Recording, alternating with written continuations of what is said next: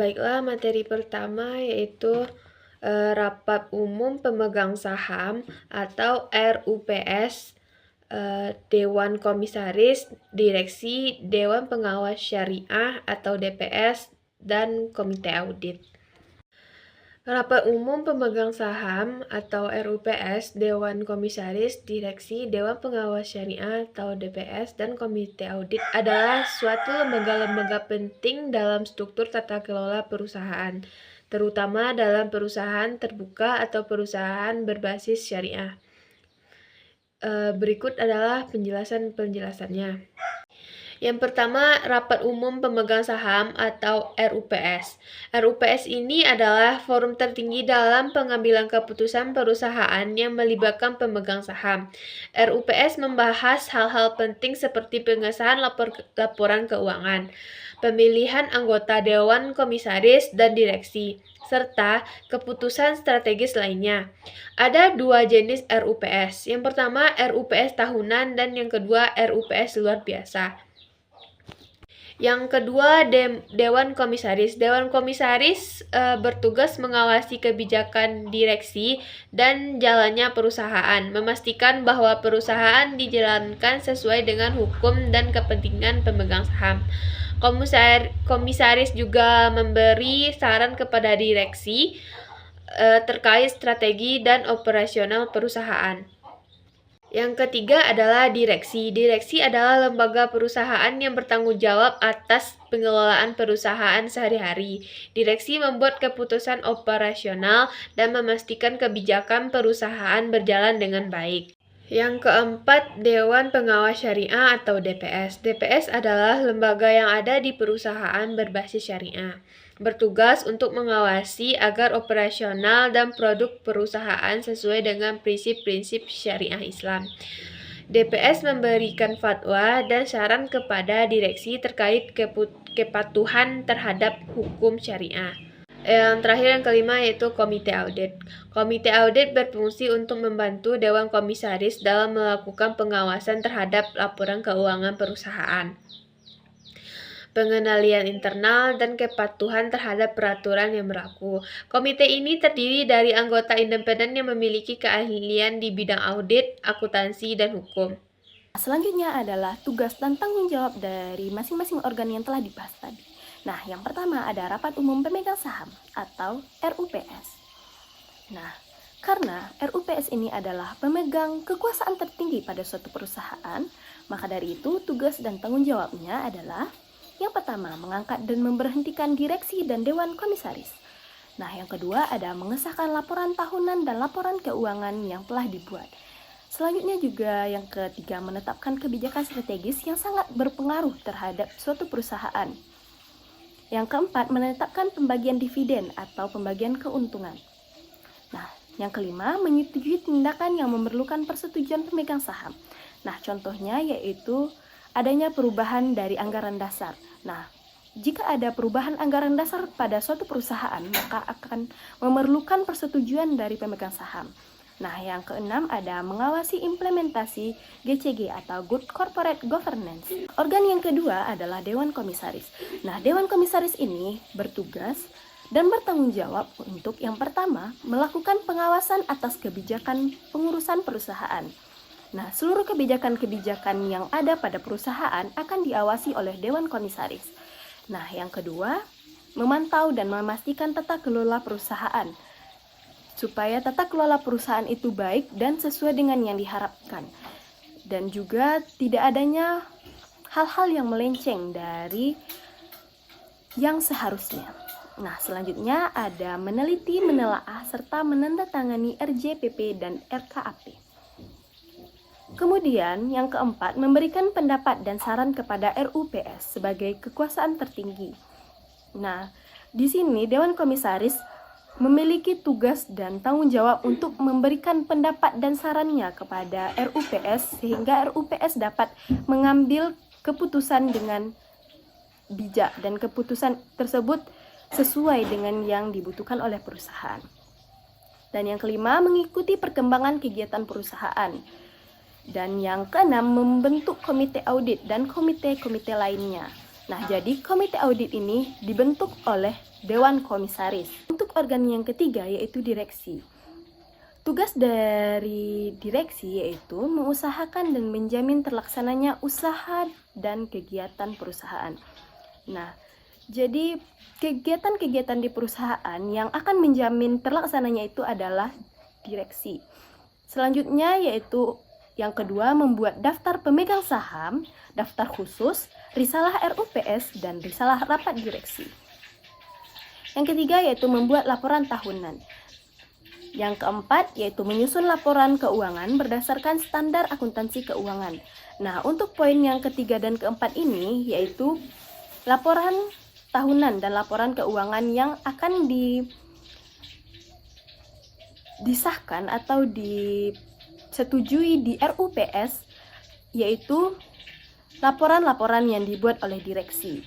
Nah, yang kelima yaitu menyampaikan laporan tahunan yang telah dibuat tersebut kepada RUPS untuk disetujui. Nah, selanjutnya yang keempat adalah Dewan Pengawas Syariah atau DPS.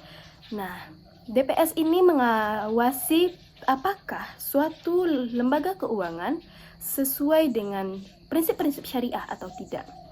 Nah, untuk tugas dan tanggung jawabnya, yang pertama yaitu memberikan nasihat dan saran syariah. Yang kedua, mengawasi kegiatan usaha dari suatu perusahaan atau lembaga keuangan agar sesuai dengan prinsip-prinsip syariah yang telah ditetapkan dan tidak melenceng dengan prinsip-prinsip syariah tersebut. Nah, yang ketiga, menilai kepatuhan syariah, yaitu menilai bagaimana suatu perusahaan atau lembaga keuangan ini mematuhi prinsip-prinsip syariah yang telah ada.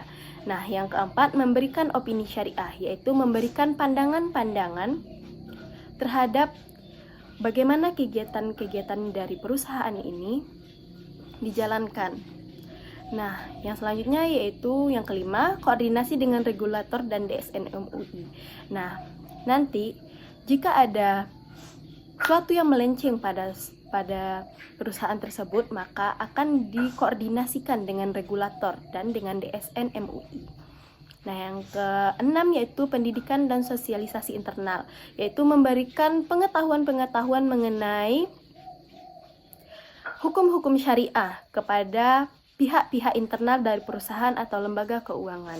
Nah, yang terakhir atau organ kelima dari GCG ini yaitu komite audit, yang mana tugas dan tanggung jawabnya yang pertama menelaah laporan keuangan yang telah dibuat oleh direksi. Yang kedua, menelaah efektivitas pengendalian internal dan manajemen risiko. Apakah pengendalian internal yang dilakukan itu efektif atau tidak, maka akan ditelaah oleh komite audit. Nah, selanjutnya mengawasi fungsi audit internal. Nah, karena komite audit ini berkaitan dengan audit pada suatu perusahaan, maka perusahaan ini akan bergantung kepada komite audit dalam mengawasi fungsi audit internal perusahaannya. Nah, yang keempat yaitu meninjau kepatuhan terhadap regulasi. Yang kelima, menjaga independensi auditor eksternal. Bagaimana independen dari suatu audit internal agar tidak dipengaruhi oleh pengaruh dari luar maupun pengaruh dari dalam. Jadi, auditor eksternal ini harus objektif.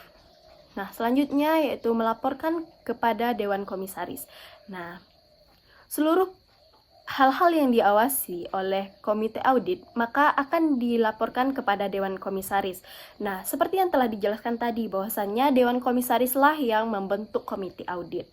Maka komite audit juga harus melaporkan hal-hal yang ditemukan dalam tugas dan tanggung jawabnya tersebut kepada Dewan Komisaris. Materi selanjutnya yaitu hubungan antar organ.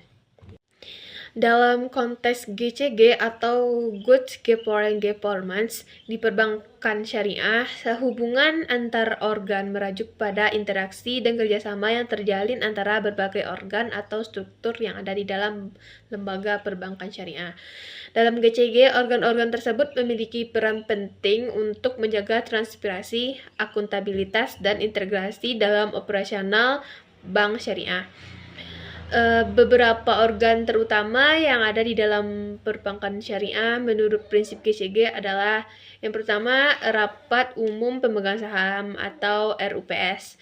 RUPS ini sebagai organ tertinggi yang bertanggung jawab atas keputusan strategi perusahaan. Selanjutnya Dewan Komisaris. Dewan Komisaris memiliki tugas untuk melakukan pengawasan terhadap kebijakan material dan operasional serta memastikan bahwa prinsip-prinsip syariah diterapkan dengan baik di bank syariah. Selanjutnya direksi. Direksi organ yang bertanggung jawab atas pengelolaan operasional bank serta menjalankan kebijakan yang sudah ditetapkan oleh RUPS dan Dewan Komisaris.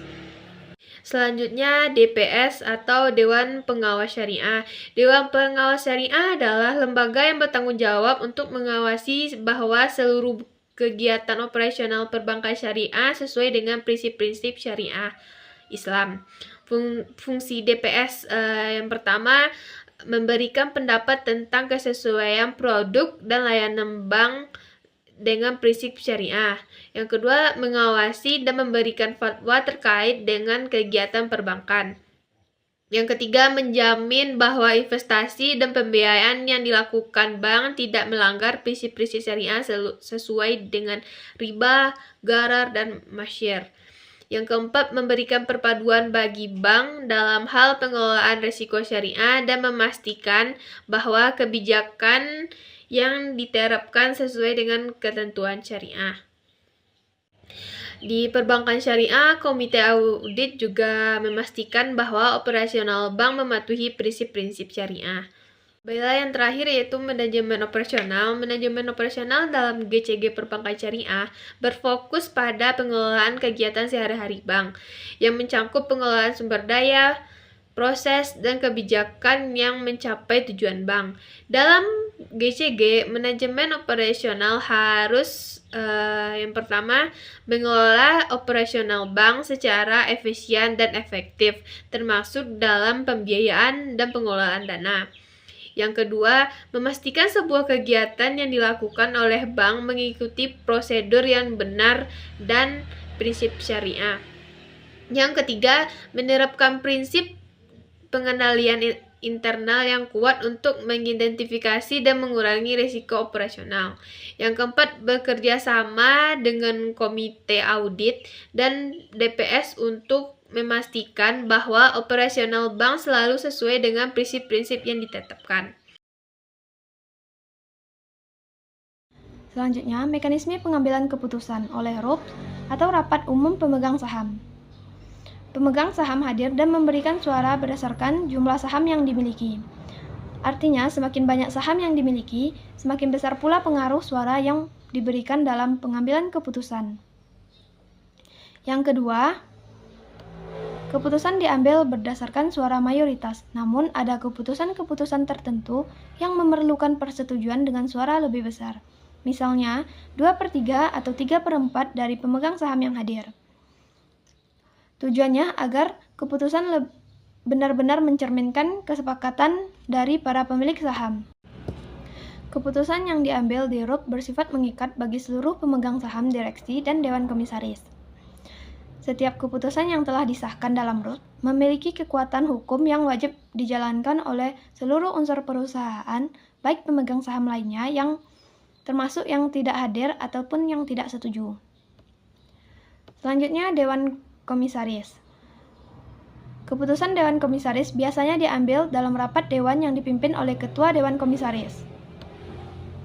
Rapat ini menjadi forum resmi untuk membahas dan mengambil keputusan atas fungsi pengawasan terhadap direksi. Dalam pengambilan keputusan, Dewan Komisaris dapat menggunakan sistem suara untuk memutuskan suatu hal. Jika ada perbedaan pendapat, keputusan diambil berdasarkan konsensus atau suara mayoritas. Jika ada perbedaan pendapat dalam rapat, keputusan bisa ditentukan dengan pemungutan suara mayoritas atau kesepakatan bersama. Yang ketiga, Dewan Komisaris juga dapat menunjuk komite-komite khusus, misalnya komite audit, untuk membantu pengawasan lebih rinci. Komite ini membantu tugas pengawasan terutama dalam hal tertentu seperti audit keuangan atau risiko operasional. Selanjutnya direksi. Pengambilan keputusan dalam direksi umumnya dilakukan dalam rapat direksi. Rapat direksi adalah forum resmi tempat para anggota membahas dan memutuskan hal-hal operasional perusahaan.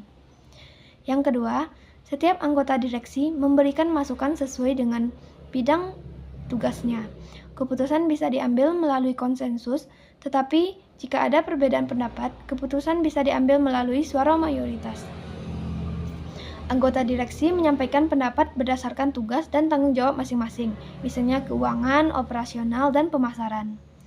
Yang ketiga, direksi juga diharapkan untuk bertanggung jawab terhadap implementasi keputusan yang dibuat dan melaporkan kepada Dewan Komisaris dan RUPS. Idealnya keputusan diambil secara mufakat. Jika ada perbedaan pendapat, maka diambil melalui voting mayoritas.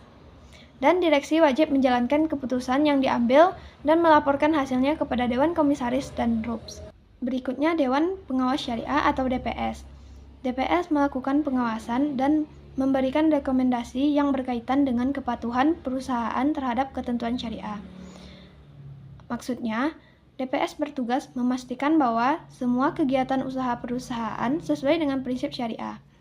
Yang kedua, keputusan pengawasan diambil berdasarkan pemahaman dan konsensus antara anggota DPS. Pengambilan keputusan ini bisa melibatkan pemahaman dan analisis terkait hukum dan fatwa syariah. Setiap anggota DPS menyampaikan pandangan berdasarkan keilmuan syariah. Keputusan pengawasan idealnya dicapai melalui musyawarah mufakat atau konsensus, bukan voting.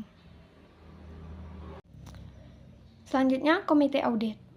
Komite audit bertugas untuk memberikan rekomendasi terkait laporan keuangan dan pengawasan audit yang dilakukan oleh auditor eksternal.